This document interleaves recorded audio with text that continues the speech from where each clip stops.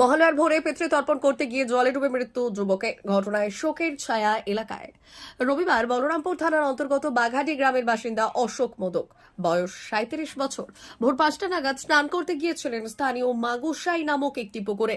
এরপরেই তাকে পুকুর পাড়ে পড়ে থাকতে দেখেন স্থানীয় বাসিন্দারা। তৎক্ষণাৎ খবর দেওয়া হয় পরিবারের সদস্যদের। পরে তাকে স্থানীয় বাসগড় হাসপাতালে নিয়ে যাওয়া হলে চিকিৎসকরা তাকে মৃত বলে ঘোষণা করেন। পুলিশ সূত্রে জানা গিয়েছে মৃতদেহটি ময়নাতদন্তের জন্য পুরুলিয়া গভর্নমেন্ট হাসপাতালে পাঠানো হবে।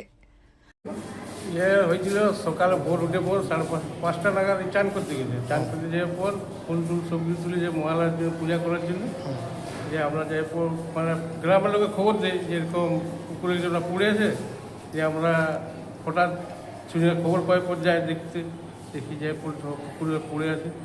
তাকে তুলে নিয়ে হসপিটালে নিয়ে আসি। হসপিটালে রেফার করে ডেট হয়ে গেছে। ডেট হয়ে গেছে। কটার সময় ঘটনাটা ঘটেছে? ঘটনাটা মোটামুটি 5:10-15 নাগাদ। 5:10-15 মানে উনি সিনিয়াতে কটার সময় গেছিলেন? চান করতে গেলে 5:10-15 নাগাদ। 5:10-15 আমরা তো বুঝতে পারি না যে আমি ফুল তুলতে গেছি, যে তারপর আছে খবর যে পাড়ার লোকের যে এরকম ব্যাপার, তো সাইকেল রাখা দেখে লোককে বলে আমরা যাই দেখি, দৌড়ি ঘুরে যাই পর দেখি যে ভাই এরকম পড়ে আছে। কোন মানে? মাগুসাই গঙ্গা মন্দিরের সামনে। কি নাম? অশোক মোদক। অশোক মোদক। তারপর হসপিটাল নিয়ে এলে হসপিটাল নিয়ে চিকিৎসক মৃত বলে ঘোষণা করেছে। বয়স কত হবে বলতে? বয়স 37 বছর। 37 বছর। Bureau report, Purulia today.